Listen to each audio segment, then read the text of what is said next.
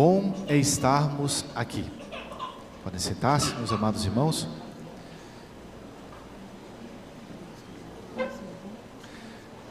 Hoje estamos no segundo domingo da Santa Quaresma e a liturgia deste domingo nos convida a meditarmos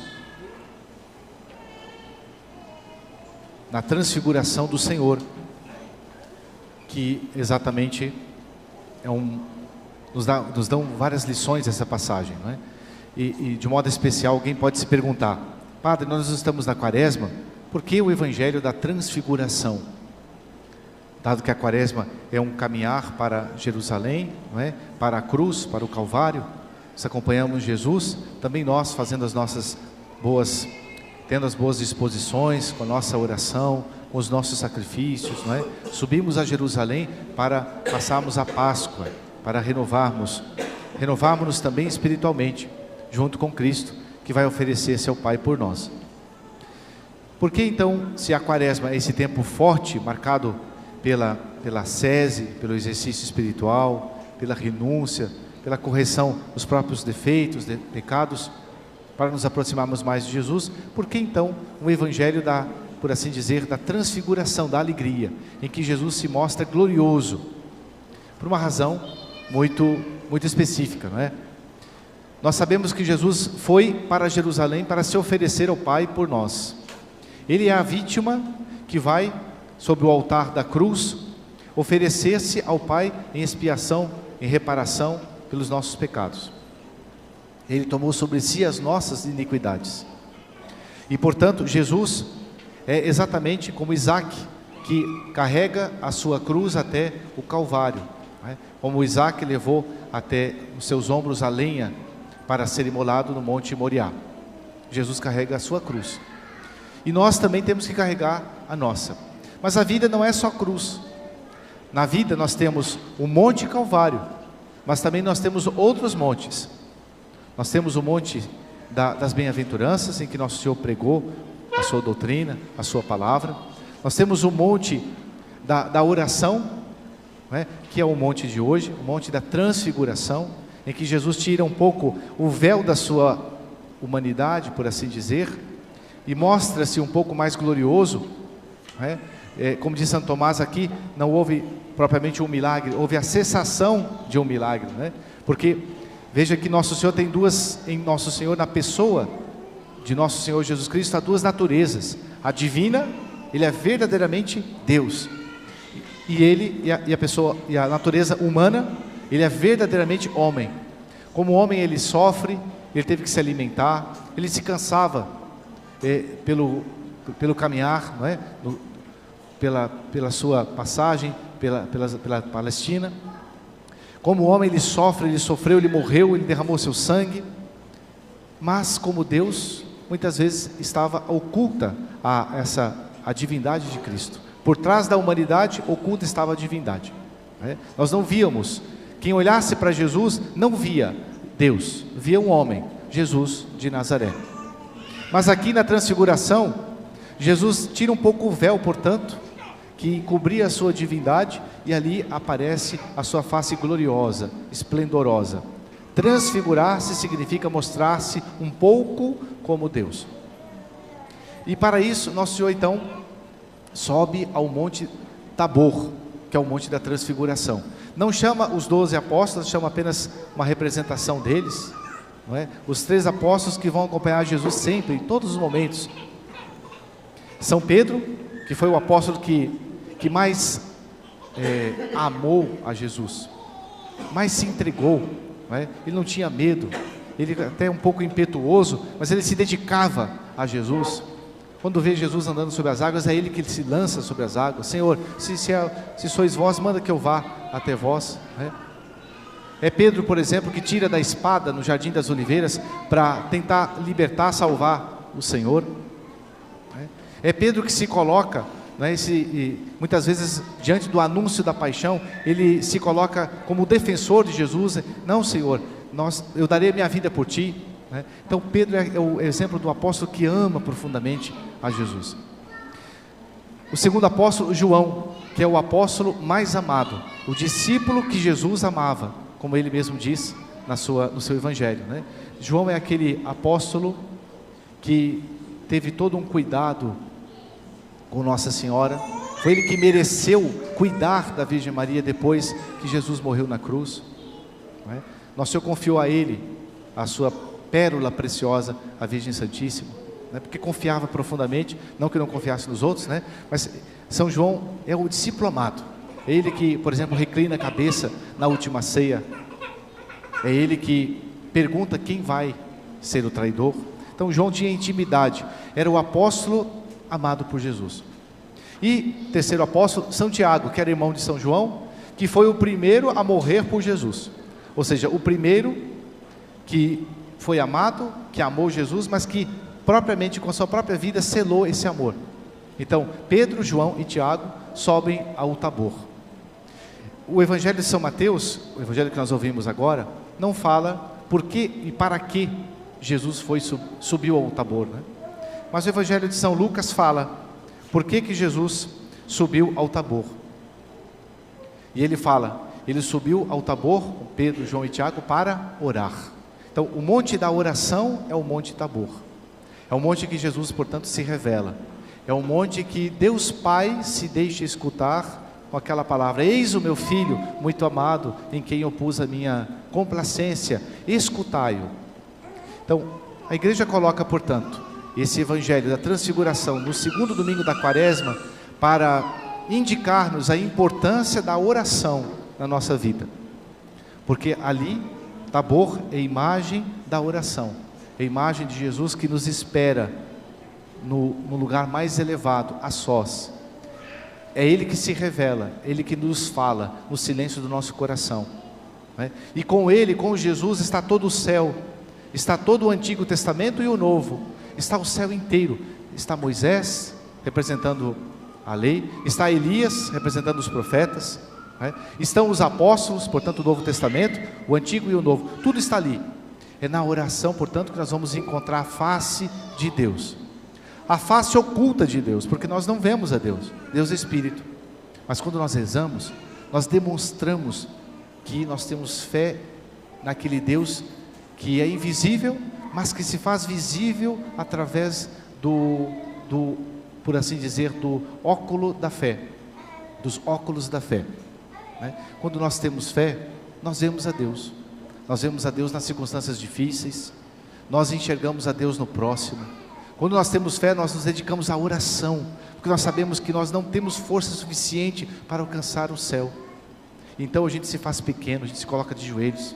A gente não tem capacidade de obrar, de trabalhar para que a gente alcance a salvação. Então a gente se junta as nossas mãos em sinal de que a gente não tem a capacidade de fazer as obras boas, né? Ou seja, a gente se coloca pequeno, se coloca do jeito que a gente é. Então a oração é exatamente esse estar a sós com Deus e exatamente visualizar, contemplar a face oculta de Jesus. Por isso a importância da oração, e por isso que a igreja vai acentuar, vai reservar um domingo, que é o segundo domingo, para nos dizer, olha, quanto é importante a oração. E a oração, ela tem um aspecto também psicológico, não é? Como o Monte Tabor tem um aspecto psicológico teve esse aspecto psicológico para os apóstolos. Jesus ia a Jerusalém, e ele ia para morrer no Monte Calvário. Ele sobe antes esse monte da oração para fortalecer os seus apóstolos, para que eles estivessem quase que preparados para a subida de um outro monte, o monte de que Jesus subiu, o Calvário, mas o monte que cada apóstolo subiria depois. Então nós podemos dizer que essa passagem de hoje é uma preparação para o Calvário, né?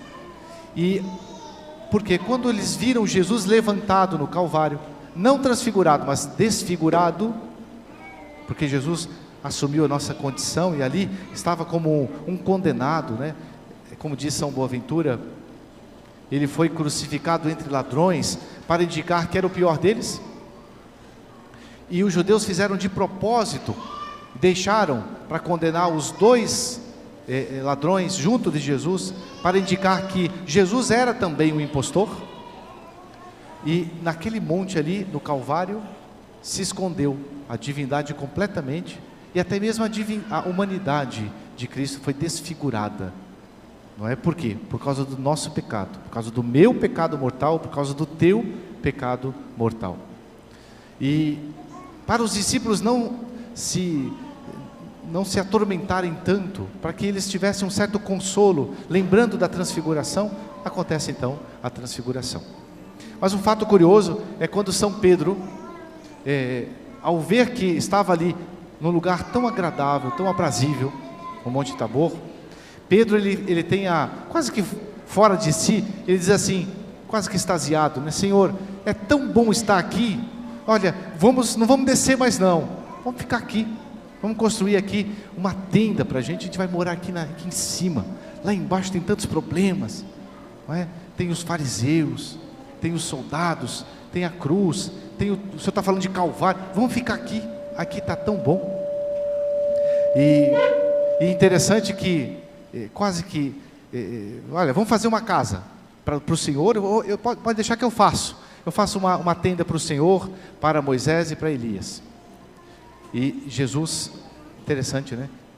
Dá um sinal através da voz do Pai, ele diz assim, esse é o meu filho muito amado, quase que dizendo, Pedro, silencia, na oração a gente tem que silenciar para escutar a Deus, este é o meu filho muito amado, em quem eu pus o meu amor, a minha complacência, escutai-o, ouvi-o. Então na oração a gente tem a possibilidade de escutar a Deus, o barulho nos impede de ouvir a Deus. Se a gente silencia, se a gente consegue silenciar não só o nosso entorno, as nossas circunstâncias ali em volta, mas dentro da gente, o silêncio mais difícil é aquele que está lá dentro, o da cabeça, das preocupações, as cogitações, das imaginações vãs, o silêncio da preocupação, o silêncio do coração. Às vezes nós temos aflitos, nós não temos paz para rezar, então nós temos que silenciar, temos que achar esse Tabor, o Tabor é um pouco mais elevado, né? Um monte muito alto de São Mateus, ou seja, a oração é esse monte muito alto que a gente precisa subir para estar a sós com Deus, para poder falar-lhe, mas também para escutá-lo. Então, nesse domingo, meus amados irmãos, a igreja quer nos incutir a necessidade da oração. E aí nós temos uma pergunta: como é que nós estamos fazendo o que nós estamos fazendo com a nossa quaresma? Se nós estamos rezando, nós estamos dedicando mesmo à oração, estamos aproveitando para fazer uma quaresma eucarística.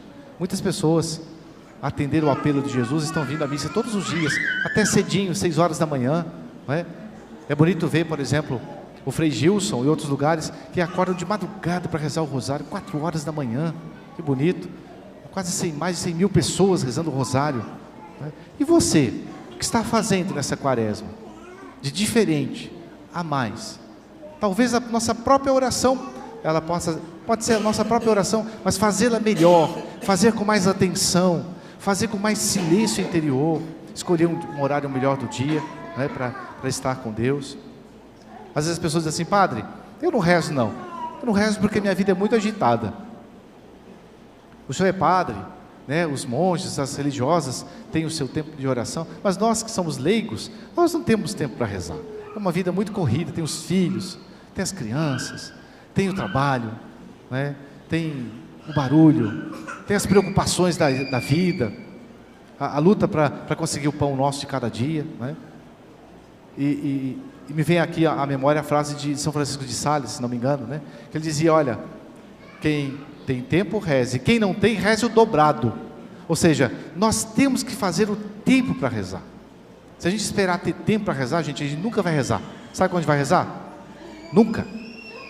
Porque tempo sempre vai nos faltar, se nos faltar o amor, se nos faltar a paixão por Jesus, se nos faltar a necessidade, o perceber a necessidade de preencher esse vazio que há dentro da gente, com a oração, com estar com Deus.